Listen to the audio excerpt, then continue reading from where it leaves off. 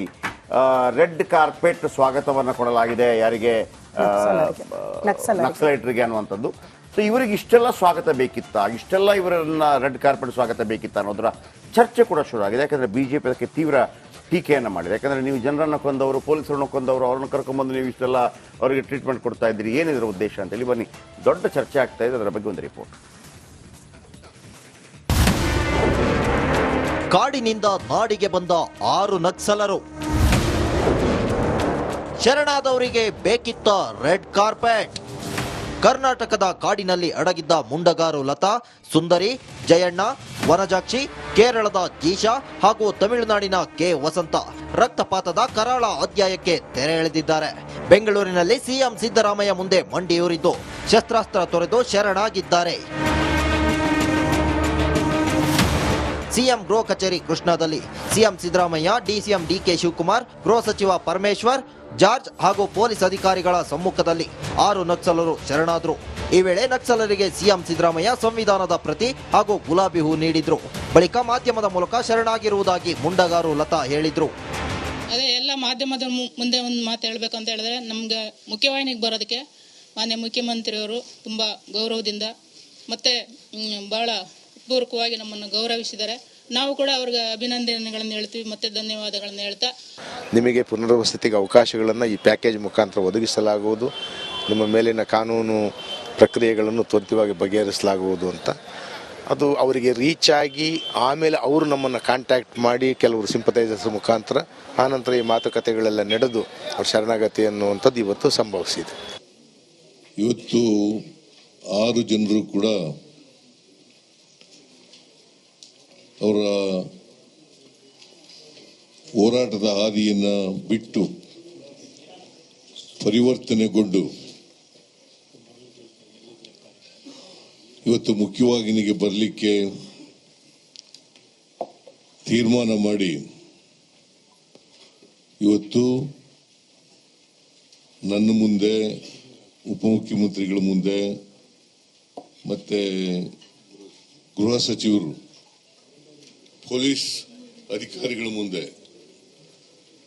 ಶರಣಾಗಿದ್ದಾರೆ. ಶರಣಾಗಲು ಬಯಸಿ ಮುಂದೆ ಬಂದ ನಕ್ಸಲರಿಗೆ ಹಾಗೂ ಪಾತಕಿಗಳಿಗೆ ರೆಡ್ ಕಾರ್ಪೆಟ್ ಹಾಕಬೇಕಿತ್ತ ಅನ್ನೋ ಚರ್ಚೆ ಹೆಚ್ಚಾಗಿದೆ. ಚಿಕ್ಕಮಗಳೂರಿನಿಂದ ಬೆಂಗಳೂರಿಗೆ ಕರೆತಂದು ಸಿಎಂ ಸಮ್ಮುಖದಲ್ಲಿ ಸರೆಂಡರ್ ಆಗುವ ಅವಶ್ಯಕತೆ ಇರಲಿಲ್ಲ ಅಂತ ಬಿಜೆಪಿ ನಾಯಕರು ಕಿಡಿಕಾರಿದ್ದಾರೆ. ಸಿದ್ದರಾಮಯ್ಯನವರ ಕಚೇರಿ, ಮುಖ್ಯಮಂತ್ರಿಗಳ ಕಚೇರಿ ಸಂಪೂರ್ಣವಾಗಿ ನಕ್ಸಲ್ ವಿಚಾರಧಾರೆಯಿಂದ ತುಂಬಿಕೊಂಡಿದೆ ಅನ್ನೋದು ಅನ್ನಿಸ್ತಾ ಇದೆ. ಅದರ ಮುಂದುವರಿದ ಭಾಗ ಈಗ ಬರ್ತಾ ಇರುವಂಥ ಸುದ್ದಿಗಳು, ಅವರು ಮುಖ್ಯಮಂತ್ರಿಗಳ ಸಮ್ಮುಖದಲ್ಲೇ ಶರಣಾಗ್ತಿದ್ದೀವಿ ಅಂತಂದ್ರೆ ಈ ಸರ್ಕಾರವನ್ನ ನಕ್ಸಲರು ನಡೆಸ್ತಾ ಇದ್ದಾರಾ ಅನ್ನುವಷ್ಟರ ಮಟ್ಟಿಗೆ ಅನುಮಾನಗಳು ಬರ್ಲಿಕ್ಕೆ ಪ್ರಾರಂಭ ಆಗಿದೆ. ಸಮಾಜಘಾತುಕ ಶಕ್ತಿಯಾಗಿ ಸಮಾಜದಲ್ಲಿ ಬೆಳೆದಿದ್ದಂತಹ ಈ ವ್ಯಕ್ತಿಗಳಿಗೆ ನೀವು ರೆಡ್ ಕಾರ್ಪೆಟ್ ಹಾಕಿ ಮುಖ್ಯಮಂತ್ರಿಗಳ ಗೃಹ ಕಚೇರಿಯಲ್ಲಿ ನೀವು ಅವರನ್ನು ಶರಣಾಗತಿ ಪ್ರಕ್ರಿಯೆಯನ್ನು ಮಾಡ್ತಾ ಇದ್ದೀರಿ ಅಂತ ಹೇಳಿದರೆ, ಏನೋ ಕಾಡಿನಲ್ಲಿದ್ದಂಥ ನಕ್ಸಲರನ್ನು ನಾಡಿನಲ್ಲಿ ಬಂದು ನಕ್ಸಲಿಸಮ್ ಮಾಡಲಿಕ್ಕೆ ನೀವು ಪ್ರೋತ್ಸಾಹ ಕೊಡ್ತಾ ಇರ್ತಕ್ಕಂಥದ್ದು. 6 ಜನ ನಕ್ಸಲರು ಕಾಡಿನಿಂದ ನಾಡಿಗೆ ಬಂದು ನಾಡಿನಿಂದ ಜೈಲಿಗೆ ಹೋಗಿ ವಾಪಸ್ ಮುಖ್ಯ ವಾಹಿನಿಗೆ ಬರಲು ಮುಂದಾಗಿದ್ದಾರೆ. ಆದರೆ ಇವೆಲ್ಲದರ ನಡುವೆ ಕೊಲೆ ಪಾತಕಿಗಳಿಗೆ ಈ ರೀತಿ ರಾಜಮರ್ಯಾದೆ ಕೊಟ್ಟಿದ್ಯಾಕೆ ಅನ್ನೋದಕ್ಕೆ ಕಾಂಗ್ರೆಸ್ ನಾಯಕರೇ ಉತ್ತರಿಸಬೇಕಿದೆ. Bureau report, Republic Kannada. Okay, ನಿಜ ಬಿಜೆಪಿ ಕೆಲವು ಅಂಶಗಳು ನಿಜ ಇದೆ. ಆದರೆ ಬಿಜೆಪಿ ಈ ವಿಚಾರದಲ್ಲಿ ಕನ್ಫ್ಯೂಸ್ಡ್ ಇದೆ. ಅವರು ಏನು ಸ್ಟೇಟ್ಮೆಂಟ್, ಏನು ನಿರ್ಧಾರ ತಗೊಳ್ಬೇಕು ಅಂತ ಗೊತ್ತಾಗ್ತಾ ಇಲ್ಲ. ಈಗ ನಕ್ಸಲಿಸಮ್ ಅನ್ನ ಮಟ್ಟ ಹಾಕೋದು, ಕೊನೆಗೊಳಿಸೋದು ಇಂಪಾರ್ಟೆಂಟಾ, ಇಲ್ಲ ಅದಿರ್ಲಿ ಬಿಡ್ಲಿ ಅವರ ವಿರುದ್ಧ ಏನು ಸೇಡು ತೀರಿಸ್ಕೊಳ್ತೀವಿ ಅನ್ನೋದು ಇಂಪಾರ್ಟೆಂಟಾ, ಅದೊಂದು ಚರ್ಚೆ ವಿಚಾರ. ಇಲ್ಲಿ ಒಂದು ಡೈರೆಕ್ಟ್ ಆಗಿ ಸಿದ್ದರಾಮಯ್ಯನವರು ಕರೆ ಕೊಟ್ಟು ಎಲ್ಲರೂ ಬನ್ನಿ ಅಂತ ಹೇಳಿ ಅವರು ಬಂದು ಸರೆಂಡರ್ ಆದ್ರು ಅಂತ ಹೇಳುವಾಗ ಬಿಜೆಪಿ ಸ್ವಲ್ಪ ಅನುಮಾನ ವ್ಯಕ್ತಪಡಿಸಬೇಕಾಗಿತ್ತು, ನಿಜ. ಆದ್ರೆ ಅಲ್ಲಿ ವಿಕ್ರಮ್ ಗೌಡನ ಕೊಂದ್ರು ಫಸ್ಟ್, ಅಂದ್ರೆ ತೋರಿಸಿದ್ರು ತಾಕತ್ತು, ಹೊಡಿತೀವಿ ಇಲ್ಲಾಂದ್ರೆ ಬನ್ನಿ ಅಂತ, ನಂಬರ್ 1. ಎರಡನೇದಾಗಿ ಬಿಜೆಪಿ ಗವರ್ಮೆಂಟ್, ನಾನು ಕೂಡ ಬಿಜೆಪಿ ಗವರ್ಮೆಂಟ್ ಕೂಡ ಇತ್ತು, ನೀವಾದ್ರೂ ಮುಗಿಸ್ಬೋದಿತ್ತು, ಬೇಕಿದ್ರೆ ಎನ್ಕೌಂಟರ್ ಮಾಡಿ ಮುಗಿಸ್ಬೋದಾಗಿತ್ತು. ಒಂದು ಆ ತರ ತೆಗಿಬೇಕು, ಒಂದು ಈ ತರ ತೆಗಿಬೇಕು, ನಂಬರ್ 1. ಎರಡನೇದು ಮುಖ್ಯಮಂತ್ರಿ ಗೃಹ ಕಚೇರಿಯಲ್ಲಿ ಯಾಕೆ ಮಾಡಿದ್ರು ಅನ್ನೋ ಪ್ರಶ್ನೆಗಳು ಉದ್ಭವ ಆಗುತ್ತೆ. ಈ ಹಿಂದೆ ಆಂಧ್ರ ಪ್ರದೇಶದಲ್ಲಿ ರಾಜಶೇಖರ್ ರೆಡ್ಡಿ ಅವರು ಮುಖ್ಯಮಂತ್ರಿ ಆಗಿದ್ದಾಗ ನಾವೆಲ್ಲ ಆಗ ಹೈದರಾಬಾದ್ ಅಲ್ಲಿ ಇದ್ವಿ. ದೊಡ್ಡ ಒಂದು ಸಭೆ ಮುಖಾಂತರ ಒಂದು ಸಂಧಾನ ಸಭೆ ನಡೆಯುತ್ತೆ. ಆಗ ಬಹಳ ಬಹಳ ದೊಡ್ಡ ಕೆಲವರೆಲ್ಲ ಭೂಗತರಾಗಿದ್ದವರೆಲ್ಲ ಮುಂದೆ ಬಂದು ಟಿವಿ ಮುಂದೆ ಎಲ್ಲ ಬಂದುಬಿಟ್ರು. ಆಮೇಲೆ ಅದು ಮಾತುಕತೆ ಯಶಸ್ವಿ ಆಗಲಿಲ್ಲ, ಅವರು ವಾಪಸ್ ಹೋದ್ರು. ನಾವೆಲ್ಲ ಕಾಯ್ತಾ ಇದ್ವಿ, ಅದು ಡಿಮಾಂಡ್ ಇತ್ತು ಅವ್ರದ್ದು. ನಾವು ಮೀಟಿಂಗ್ ಬಂದ ನಂತರ ತಪ್ಪಿಸ್ಕೊಂಡು ಹೋಗುವಾಗ ನೀವೇ ನಮ್ಮನ್ನೆಲ್ಲ ಕಿರಿಕ್ ಮಾಡಬಾರ್ದು, ಹಿಂಗೆಲ್ಲ ಇತ್ತು. ಸೊ ನಮಗೆಲ್ಲ ಬಹಳ ಆಶ್ಚರ್ಯ, ಇವರು ಆಯ್ತಪ್ಪ ಬಂದ ನಂತರ ವಾಪಸ್ ಹೆಂಗೆ ಹೋಗ್ತಾರೆ ಅನ್ನೋಂಥದ್ದು. ಆಮೇಲೆ ಅವ್ರು ತಪ್ಪಿಸ್ಕೊಂಡ್ಬಿಡ್ತಾರೆ, ಅದು ಬೇರೆ ವಿಚಾರ. ಇನ್ನೊಂದು, ಆಂಧ್ರ ಪ್ರದೇಶ ತರ ಇಲ್ಲ ಆಗಿರ್ಲಿಲ್ಲ. ಜಾರ್ಖಂಡ್ನಲ್ಲಿ ಛತ್ತೀಸ್ಗಢ ಮತ್ತು ವೆಸ್ಟ್ ಬೆಂಗಾಲಲ್ಲಿ ಅದಂಗೆ ಇಲ್ಲ ಆಗಲೇ ಇಲ್ಲ. 1980ರಲ್ಲಿ ಆ ಕಾಡಿನ ಬಗೆಗಿನ ಕಾನೂನು ಬಂತು. ಯಾಕಂದ್ರೆ ಆ ಕಾಡು ಬಿಟ್ಟು ಬರ್ಬೇಕು ನೀವು, ಪುನರ್ವಸತಿ ಕಲ್ಪಿಸ್ತೀವಿ ಮತ್ತೊಂದು ಅಂತೇಳಿ. ಕುದುರೆಮುಖ ರಾಷ್ಟ್ರೀಯ ಉದ್ಯಾನವನದಲ್ಲಿ ಆಗಿದ್ದಂಥ ಘಟನಾವಳಿಗಳು ಅಲ್ಲಿ ಅದು ಬಂದಾಯಿತು. ಆ ನಂತರ ಎಲ್ಲ ಹೊರಗೆ ಬರಬೇಕಾಗಿ ಬಂತು ಕಾನೂನು ಪ್ರಕಾರ ಮತ್ತೊಂದು ಅಂತೇಳಿ. ನಿಜವಾಗಿ ಕರ್ನಾಟಕದಲ್ಲಿದ್ದಂಥ ಅದು ನಿಜವಾಗಲೂ ಶೋಷಿತರ ವಿರುದ್ಧ ನಡೆದಂಥ ಹೋರಾಟ, ದೊಡ್ಡ ಹಿಂಸಾತ್ಮಕ ಹೋರಾಟ. ಕೆಲವು ಕಡೆಗಳಲ್ಲಿ 50ರಿಂದ ಶುರುವಾಗುತ್ತೆ, 74ರ ತನಕ ಒಂದು ಹಂತ, ಆಮೇಲೆ ಒಂದು 2000 ತನಕ 2 ಹಂತ, 2004ರಿಂದ 2015ರ ತನಕ 3 ಹಂತಗಳಲ್ಲಿ ಅದೊಂದು ಹೋರಾಟಗಳು ನಡೆದಿದ್ದಿದೆ. ಆ ಸಂದರ್ಭಗಳು ಯಾವುದು ಗೊತ್ತಷ್ಟೇ. ಇವತ್ತು ನೋಡಿ, ಇವತ್ತು ಯಾವ್ದು ಪಿಕ್ಚರ್ ನೋಡಿದಾಗ ಪಿಕ್ಚರ್ ಟೈಟ್ಲಿಗೆ ಏನಿರುತ್ತೆ, KGF, ಟಾಕ್ಸಿಕ್, ಆಮೇಲೆ ದರ್ಶನ್ ಅವರು ಬರ್ತಿದೆಯಲ್ಲ ಇದು ಯಾವುದು ಡೆವಿಲ್, ಅಂದ್ರೆ ರಾಯಲ್, ಹಿಂಗೆಲ್ಲ ಬರ್ತಾ ಇದೆ. ಆಗ ಬರ್ತಾ ಇದ್ದ ಪಿಕ್ಚರ್ಗಳ ಹೆಸರು ನೋಡಿ, ಹಿಂದಿಯಲ್ಲಿ ಒಂದು ಬರ್ತಾ ಇತ್ತು, ರೋಟಿ ಕಪಡ ಮಕಾನ್. ಅಂದ್ರೆ ಈಗ ನೀವು ಯಾವ್ದು ನೀಡಿದೆಯಾ ಅದ್ರದ್ದು. ಈಗ ನೀವು ರೋಟಿ ಕಪಡ ಮಕಾನ್ ಅಂತ ಒಂದು ಪಿಕ್ಚರ್ ಮಾಡಿ, ಏನ್ ಬಡವರ ಪಿಕ್ಚರ್ ಮಾಡ್ತೀಯ ಅಂತಾರೆ. ಮೊದಲು ಇದ್ದದ್ದೇ ಅದು. ರೋಟಿ ಇಲ್ಲ ತಿನ್ಲಿಕ್ಕೆ, ಕಪಡ ಇಲ್ಲ, ಬಟ್ಟೆ ಹಾಕೊಳ್ಳಕ್ಕೆ ಕಪಡ ಇಲ್ಲ, ಮಕಾನ್ ಅಂತ ಇಲ್ಲೂ ಇಲ್ಲ, ಮಕಾನ್ ಅಂದ್ರೆ ಮನೆ ಇಲ್ಲ. ಆ ಕಾಲದಲ್ಲಿ ಈ ಜಮೀನ್ದಾರರುಗಳು, ಲ್ಯಾಂಡ್ ಲಾರ್ಡ್ಗಳು ಈ ಉಳಿದವರನ್ನೆಲ್ಲ ಶೋಷಣೆ ಮಾಡಿದಾಗ ಆ ಸಂದರ್ಭದಲ್ಲಿ ಅನಿಸಿದ್ದಿರ್ಬೋದು, ಹೌದ್ರಿ ಇವ್ರಿಗೊಂದು ಪೆಟ್ಟೊಡಿಬೇಕು ಅಂತೇಳಿ. ಆಗ ಜಾಗ ಜಮೀನು ಇಲ್ಲದೆ ಇದ್ದಾಗ ಅದಕ್ಕೂ ವಿನೋಬಾ ಭಾವೆ ಅಂತಿದ್ರು, ಆಚಾರ್ಯ ವಿನೋಬಾ ಭಾವೆ ಅಂತ. ಸ್ವಾತಂತ್ರ್ಯ ಹೋರಾಟಗಾರರು, ಮಹಾತ್ಮ ಗಾಂಧಿಯ ಜೊತೆಗಿದ್ದಂಥವರು. ಆಚಾರ್ಯ ವಿನೋಬಾ ಭಾವೆ ಭಾರತ ದೇಶದಾದ್ಯಂತ ಓಡಾಡ್ತಾರೆ. ಭೂದಾನ ಚಳವಳಿ, ಈ ಭಾರತದ ಮಣ್ಣಿನ ಶಕ್ತಿ ನೋಡ್ರಿ. ಭೂದಾನ ಚಳವಳಿಗೆ ಹೋಗ್ತಾರೆ ಶ್ರುತಿ ಅವರೇ, ಏನು ನನಗೆ ಭೂಮಿಯನ್ನ ದಾನವಾಗಿ ಕೊಡಿ ಅಂತ. ಅವ್ರಿಗೆ ಒಂದು ಇಷ್ಟು 40 ಲಕ್ಷ ಎಕರೆನ ಕೊಡ್ತಾರ್ರಿ.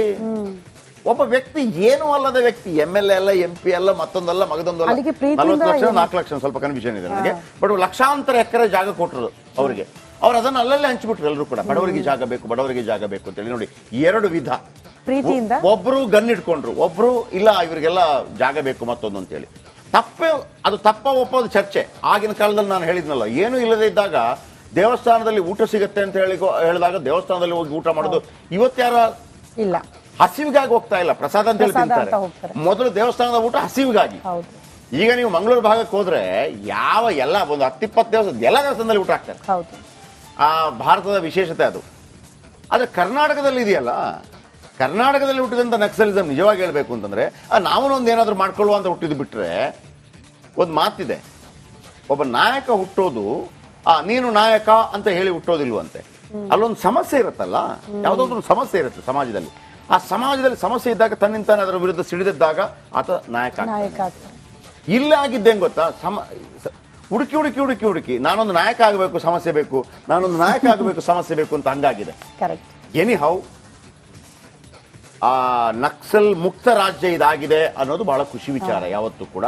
ಆಮೇಲೆ ಯಾಕೆ ಅಂತಂದ್ರೆ, ಗ್ಲೋಬಲೈಸೇಷನ್ ಆದ ನಂತರ, ನಾನು ಅದೇ ಪದೇ ಹೇಳ್ತಾ ಇದ್ದೆ, ರೋಟಿ ಕಪಡ ಮಕಾನ್ ಅಂತ ಹೇಳುವಂಗಿಲ್ಲ. ಯಾವೊಬ್ಬ ಕುಗ್ರಾಮದಲ್ಲಿದ್ದವನಿಗೂ ಕೂಡ ಇವತ್ತು ಎಜುಕೇಶನ್ಗೆ ತೊಂದರೆ ಇಲ್ಲ. ಏನ್ರಿ ನಮ್ಮ ಹತ್ರ ಶಾಲೆ ಇಲ್ಲ, ಬಾ ಹಾಸ್ಟೆಲ್ ಇದೆ, ಹಾಸ್ಟೆಲ್ ನಿಂತ್ಕೋ. ನೀನು SC ಮತ್ತೊಬ್ಬನ ಹಿಂದುಳಿದ ವರ್ಗವನ್ನ ನಿನಗಾಗಿ ಸ್ಕೂಲ್ ಮಾಡಿದ್ದಾರೆ. ಸಮಾಜ ಕಲ್ಯಾಣ ಇಲಾಖೆಯಲ್ಲಿ ಸ್ಕಾಲರ್ಶಿಪ್ ಕೊಡ್ತಾರೆ. ನೀನು ಒಂದು ನಯಾ ಪೈಸೆ ಇಲ್ಲದೆ ನೀನು ಡಿಗ್ರಿ ಮಾಡ್ಬೋದು, IAS ಮಾಡ್ಬೋದು, IPS ಮಾಡ್ಬೋದು. ನಾನು ಅದನ್ನೇ ಹೇಳ್ತಾ ಇದ್ದೆ. ಜನರಲ್ ಕ್ಯಾಟಗರಿಯಲ್ಲಿ 32 ವರ್ಷ, 6 ಬಾರಿಯೋ 5 ಬಾರಿಯೋ ಅವಕಾಶ ಇರುತ್ತೆ. SCಗಳಿಗೆ 8 ಬಾರಿ, ಇನ್ನೊಬ್ಬರಿಗೆ 9 ಬಾರಿ, 42 ವರ್ಷ ತನಕ ಕಲಿಬಹುದು. ಇದೆಲ್ಲ ಯಾರಿಗಿರೋದು? ನಿಮಗೇನೆ ತಾನೆ. ಅಂದ್ರೆ ತುಳಿತಕ್ಕೊಳಗಾದವರಿಗೆ, ಮತ್ತೊಬ್ಬರಿಗೆ. ಇದಕ್ಕೆ ಹೋರಾಟ ಮಾಡುವಂಥವ್ರು ಗನ್ ಇಡುವ ಬದಲು ಅವ್ರನ್ನ ಕಲಿಸಿ, ಓದಿಸಿ, 10-12 ವರ್ಷ ಅವ್ರ ಜಿಲ್ಲಾಧಿಕಾರಿ ಆಗಿಬಿಡ್ಬೋದು. ನನಗೆ ಉತ್ತರ ಪ್ರದೇಶದ ಒಂದು ಸ್ಟೋರಿ ಈಗಲೂ ನೆನಪಾಗುತ್ತೆ. ಒಬ್ಬ ಜೋರಾಗಿ ಹೋರಾಟ ಮಾಡ್ತಾ ಇದ್ದ. ನನಗೆ ಎಷ್ಟು ಖುಷಿ ಆಯಿತು ಅಂದರೆ ಹೋರಾಟ ಜಿಂದಾಬಾದ್ ಜಿಂದಾಬಾದ್ ಜಿಂದಾಬಾದ್ ಜಿಂದಾಬಾದ್ ಅಂತಿದ್ದಾನೆ. ಪೊಲೀಸ್ ಕ್ಯೂ ಆಯ್ ಪ್ರತಿಭಟನಾ ಕರ್ನ ಕೇಳಿ ಆಯ್ ರಪ್ಪ ರಪ್ಪ ಅಂತ 4 ಬಾರಿಸ್ತಾನೆ ಹುಡುಗನ, ಸಣ್ಣ ಹುಡುಗ, ಸಣ್ಣ ಅಂದ್ರೆ ಒಂದು ಯುವಕ. ರಪ್ಪ ರಪ್ಪ ಕ್ಯಾಯ್ ಏನು ಬಂದು ಜಿಂದಾಬಾದ್ ಜಿಂದಾಬಾದ್ ಜಾओ ಪಡೋ IAS ಬನೋ ರೂಲ್ ಕರೋ ಚೇಂಜ್ ಕರೋ. ನಾನು ಹೇಳಿದ್ನಲ್ವಾ, if you don't like the rules, follow the rules, go to the top and change the rules. Okay live. Okay, ಈ ಬಗ್ಗೆ ಮತ್ತಷ್ಟು ಡೀಟೇಲ್ಸ್ ಅನ್ನ ಪಡ್ಕೊಳ್ಳೋಣ. ನಮ್ಮ ಪ್ರತಿನಿಧಿ ನಾಗರಾಜ್ ಅಪ್ಪಸಂದ್ರ ನೇರ ಸಂಪರ್ಕದಲ್ಲಿ ಜಾಯಿನ್ ಆಗ್ತಿದ್ದಾರೆ. ನಾಗರಾಜ್, ನೆಕ್ಸ್ಟ್ ಕಾನೂನು ಪ್ರಕ್ರಿಯೆಗಳು ಹೇಗೆ? ಮುಖ್ಯವಾಹಿನಿಗೆ ಬಂದ್ರು ಹೌದು, ಮುಖ್ಯವಾಹಿನಿಯಲ್ಲಿ ಜೀವನ ನಡೆಸೋದಕ್ಕೆ ಸಾಧ್ಯ ಇಲ್ಲ, ಕಾರಣ ಹಲವು ಪ್ರಕರಣಗಳಿದೆ. ಸೊ ಮುಂದಿನ ಕಾನೂನು ಹೋರಾಟದ ಜೊತೆಗೆ ಇವ್ರು ಏನ್ ಮಾಡ್ತಾರೆ ಬಂದು ಅಂತೇಳಿ ಈಗ ಬಿಜೆಪಿ ಅವರು ಕೇಳಿದ ಒಂದು ಪ್ರಶ್ನೆ ಕೂಡ, ಕಳೆದ ಬಂದ ಎಲ್ಲ ಸರೆಂಡರ್ ಆದ್ರಲ್ಲ, ಕಳೆದ 5 ವರ್ಷದಲ್ಲಿ ಅವ್ರದ್ದೇನು ಸಮಾಜಕ್ಕೆ ಕೊಡುಗೆ ಏನು? ಎತ್ತಿ ಕಟ್ಟೋದೇನಾ? ಇಲ್ಲ ರಚನಾತ್ಮಕವಾಗಿ ನೋಡಿ ಅವರನ್ನೆಲ್ಲ ನಾವು ಕರ್ಕೊಂಡ್ಬಂದಿದ್ದೀವಿ, ಅವ್ರಿಗೆಲ್ಲ ಒಂದು ವಯಸ್ಸಾದ ಕಾರಣಕ್ಕಾಗಿ ಅವ್ರಿಗೊಂದು ಅಂಗಡಿ ಹಾಕೊಟ್ಟಿದ್ದೀವಿ, ಅಂಗಡಿ ನಡೀತಾ ಇದೆ, ಅವ್ರಿಗೆ ಮದುವೆ ಮಾಡಿಸಿದ್ದೀವಿ, ಅವ್ರ ಮಕ್ಕಳನ್ನು ಶಾಲೆಯಲ್ಲಿ ಓದಿಸ್ತಾ ಇದ್ದೀವಿ, ಒಬ್ಬ PUC ಮಾಡಿದ್ದಾನೆ, ಒಬ್ಬ IAS ಓದ್ತಾ ಇದ್ದಾನೆ, ಒಬ್ಬ UPSC ರೆಡಿ ಆಗ್ತಾ ಇದ್ದಾನೆ, ಒಬ್ಬ ಪೊಲೀಸ್ ರೆಡಿ ಆಗ್ತಾ ಇದ್ದಾನೆ, ಇಷ್ಟೇ ಆಗಿದೆಯಾ? ಅಥವಾ ಇನ್ಯಾವುದೋ ನಾಯಕರ ಮನೆ ಬಾಗಿಲಲ್ಲಿ ನಿಂತು ಬಾವುಟ ಹಾಕೋದೇ ಆಗಿದೆಯಾ? ಏನಾದರೂ ಬದಲಾವಣೆ ಕಾಣ್ತಾ ಇದೆಯಾ? ಈಗ ಬಂದವ್ರದ್ದೇನು ಕತೆ ಮತ್ತೆ?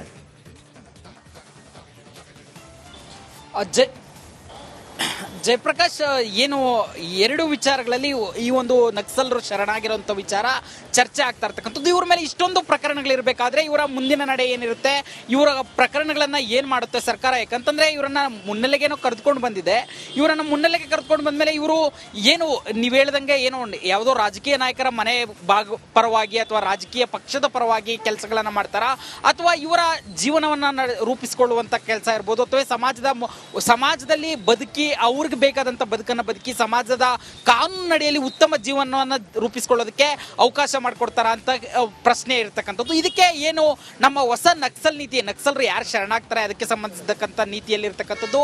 ಇವ್ರ ಮೇಲೆ 2 ವರ್ಷ ಒಂದು ಪೊಲೀಸರು ಕಣ್ಣಿಟ್ಟಿರ್ತಾರೆ, ಇವರ ಆಕ್ಟಿವಿಟೀಸ್ ಏನು, ಮತ್ತೆ ಇವ್ರ ಮೇಲೆ ಇರ್ತಕ್ಕಂಥ ಪ್ರಕರಣಗಳನ್ನ ವಾಪಸ್ ತೆಗೆದುಕೊಳ್ಬೇಕಾದ್ರೆ ಇಲ್ಲಿ ಈಗ ಶರಣಾಗ್ತಾ ಇದಾರಲ್ಲ, ಇವರು ಏನು ಇಲ್ಲಿ ಬಂದು ಶರಣಾಗಿದ್ದಾರೆ, ಇವರ ಒಂದು ವೆರಿಫಿಕೇಶನ್ ಆಗುತ್ತಲ್ಲ, ಈ ವೇಳೆಯಲ್ಲಿ ಇವ್ರು ಕೊಡುವಂತ ಮಾಹಿತಿ ಬಹಳ ದೊಡ್ಡ ಪಾತ್ರವನ್ನು ವಹಿಸುವಂಥದ್ದು. ಯಾಕಂತಂದ್ರೆ ಇವ್ರ ಮೇಲೆ ಪ್ರಕರಣಗಳನ್ನ ಸುಮ್ಮನೆ ವಾಪಸ್ ತೆಗೆದುಕೊಳ್ಳೋದಕ್ಕೆ ಆಗೋದಿಲ್ಲ. ಇವ್ರು ಯಾರೆಲ್ಲ ಇದ್ರು, ಏನೆಲ್ಲ ಮಾಡಿದ್ರಿ, ಮತ್ತೆ ಇವ್ರಿಗೆ ಜೊತೆ ಸಂಪರ್ಕದಲ್ಲಿದ್ದವರು ಪ್ರತಿಯೊಂದು ಮಾಹಿತಿಯನ್ನ ನೀಡಬೇಕು. ಅದಾದ ಬಳಿಕ ಏನು ಪ್ರಕರಣ ಎಲ್ಲಿ ದಾಖಲಾಗಿರುತ್ತೋ ಆ ತನಿಖಾ ಸಂಸ್ಥೆ ಇವರು ಎಲ್ಲ ಮಾಹಿತಿಯನ್ನ ಕೊಟ್ಟಿದ್ದಾರೆ ಅಂತೇಳಿ ಪರಿಶೀಲನೆಯನ್ನು ಮಾಡ್ತಾರೆ. ಅವೆಲ್ಲವೂ ತಾಳೆ ಆದ ನಂತರವಷ್ಟೇ ಇವ್ರ ಮೇಲೆ ಪ್ರಕರಣಗಳನ್ನ ವಾಪಸ್ ತೆಗೆದುಕೊಳ್ಳೋದ್ರ ಬಗ್ಗೆ ಸರ್ಕಾರ ಯೋಚನೆ ಮಾಡುವಂಥದ್ದು ಮತ್ತೆ ಜಾರಿಗೆ. ಇದಕ್ಕೆ ಇವೆಲ್ಲಕ್ಕಿಂತ ಮುಖ್ಯವಾಗಿ ಸರ್ಕಾರ ವಾಪಸ್ ತಗೊಳ್ಳಿ ಅಂತ ಕೂಡಲೇ ತೆಗೆದುಕೊಳ್ಳೋದಕ್ಕೆ ಆಗಲ್ಲ, ಕೋರ್ಟಲ್ಲಿ ಕೂಡ ವಾಪಸ್ ತೆಗೆದುಕೊಳ್ಬೇಕಾಗುತ್ತೆ. ಏನು ಕಾನೂನು ಪ್ರಕ್ರಿಯೆಗಳಾಗುತ್ತೆ ಅದು ಖಂಡಿತವಾಗ್ಲೂ ಆಗಲಿ, ನಾನಿಲ್ಲ ಅಂತ ಹೇಳೋದಿಲ್ಲ. ನಾನು ಸಾಧಾರಣವಾಗಿ ಒಂದು ಯಾರನ್ನಾದ್ರೂ ಕ್ವಶನ್ ಮಾಡುವಾಗ ಮಹಿಳಾ ಜಿಲ್ಲಾಧ್ಯಕ್ಷೆ, ಮಹಿಳಾ ಗ್ರಾಮ ಪಂಚಾಯತಿ ಅಧ್ಯಕ್ಷೆ, ಮಹಿಳಾ ಅಂತ ಹೇಳುವಾಗ ಸ್ವಲ್ಪ ಸಾಫ್ಟ್ ಕಾರ್ನರ್ ಇರ್ತೀನಿ. ಯಾಕೆ ಅಂತಂದ್ರೆ ಈ ಮಹಿಳೆಯರಿಗೆ ಪ್ರಾತಿನಿಧ್ಯ ಸಿಕ್ಕಿದೆ ಅನ್ನೋ ಕಾರಣಕ್ಕಾಗಿ ಅವರನ್ನು ಮಾಡ್ಬಿಡ್ತಾರೆ, ಗಂಡನ್ನೇ ಮ್ಯಾನೇಜ್ ಮಾಡ್ತಾ ಇರ್ತಾರೆ.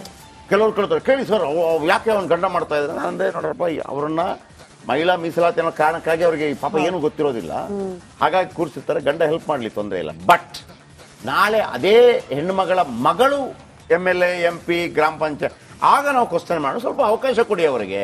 ಈ 33% ಈಗ ನಾಳೆದು ಅಷ್ಟೇ 33% ಬಂದಿದೆ. ಈಗ ಒಂದು 10 ಜನ ಇದ್ದಾರೆ MLAಗಳು, 70 ಜನ ಫಿಮೇಲ್ MLA ಇರ್ತಾರೆ. ನಿಮಗೆ ಏನು ಗೊತ್ತಿಲ್ಲದವ್ರನ್ನ ನಿಲ್ಲಿಸ್ಬಿಡ್ತಾರೆ. ನೀವು ಅವ್ರನ್ನ ಏನ್ರಿ ಮಾಡಕ್ ಬರುತ್ತಾ ಅಂತ ಕೇಳಿದ್ರೆ ಆಗಲ್ಲ, ಅವ್ರಿಗೆ ಟೈಮ್ ಕೊಡ್ಬೇಕಲ್ಲ. ಅವರ ಮಕ್ಕಳು ನೆಕ್ಸ್ಟ್ ಏನು ಪೆಪ್ಪೆ ಅಂತ ಆದ್ರೆ ನಾವು ಕ್ವಶನ್ ಮಾಡ್ಬೋದು. ಸೊ ಹಾಗಾಗಿ ಇಲ್ಲಿ ನಾನು ಏನ್ ಹೇಳ್ತಾ ಇದ್ದೀನಿ ಅಂತಂದ್ರೆ, ಈ ತಾಯಂದಿರೆಲ್ಲ ಇದಾರಲ್ಲ, ಪೆಟ್ಟು ತಿಂದವರು, ಯಾರಿಗಾಗಿ ಹೋರಾಟ ಮಾಡಿದಂಥವ್ರು, ಒಂದು ಕಡೆಯಿಂದ ಮತ್ತೊಂದು ಕಡೆಗೆ ಏರೋಪ್ಲೇನ್ ಅಲ್ಲೋ ಟ್ರೈನ್ ಅಲ್ಲೋ ಹೋಗೋದಕ್ಕೆ ಹೆಣ್ಣು ಮಕ್ಕಳು ಕೆಲವರು ಭಯಪಡ್ತಾರೆ. ಈಗಲೂ ಭಯಪಡಲ್ವಾ? ಭಯಪಡ್ತಾರೆ. ನನ್ನ ಗಂಡು ಮಕ್ಕಳು ಭಯಪಡ್ತಾರೆ, ಅದು ಬೇರೆ ವಿಚಾರ. 1-2 ಸಲ ಹೋದ್ರೆ ಗೊತ್ತಾಗತ್ತೆ ಅಂದ್ಬಿಟ್ರೆ ಹೋಗಿರೋದಿಲ್ಲ. ಅಂತ ಹೆಣ್ಣು ಮಕ್ಕಳು ಇವರು. ಒಂದು ಊರಿಂದ ಮತ್ತೊಂದರಿಗೆ ಒಬ್ಬರೇ ಬಸ್ಸಲ್ಲಿ ಹೋಗೋಕೆ ಧೈರ್ಯ ಇಲ್ಲದಂಥವ್ರು, ತಮಗೆ ಶೋಷಣೆ ಆಯ್ತು ಅಂತ ಹೇಳುವಾಗ ಗನ್ ಹಿಡಿಯೋಕೆ ಕೂಡ ರೆಡಿ ಆದಂಥವ್ರು. ನೀವು ಯಾಕೆ UPSCಗೆ ರೆಡಿ ಆಗಬಾರ್ದು? ಅಂದ್ರೆ ನಿಮ್ಮ ನೆಕ್ಸ್ಟ್ ಅಂತವ್ರು, ನಿಮಗೆ ಆ ಧೈರ್ಯ ಇದೆಯಂತೆ, ಗನ್ ಹಿಡಿತಿನಿಂದ ಧೈರ್ಯ ಇದೆಯಂತೆ, ಆಯ್ತಪ್ಪ ಮಿಲಿಟರಿಗೆ ಯಾಕೆ ಸೇರಬಾರ್ದು, ಪೊಲೀಸ್ ಆಫೀಸರ್ ಯಾಕೆ ಆಗಬಾರ್ದು? ನಿಮ್ಮಿಂದ ಆಗುವುದಿಲ್ಲ, ಈಗ ನಿಮ್ಗೆ ವಯಸ್ಸಾಯಿತು, ಮತ್ತೊಂದು ನಿಮ್ಮ ಮಕ್ಕಳನ್ನು ರೆಡಿ ಮಾಡ್ಬೋದು, ಅಥವಾ ಆ ವಲಯದ ಮಕ್ಕಳನ್ನು ರೆಡಿ ಮಾಡಿಸ್ಬೋದು. ಪ್ರಜಾತಂತ್ರ ವ್ಯವಸ್ಥೆಯಲ್ಲಿ ಸಂವಿಧಾನಬದ್ಧವಾಗಿ ಅವಕಾಶ ಇದೆ. ಎಲ್ಲಿ ಚಿಕ್ಕಮಗಳೂರ ಮತ್ತೊಂದು ಆ ಭಾಗದಲ್ಲಿ ನೀವೇನು ಕಾಡಿನಲ್ಲಿ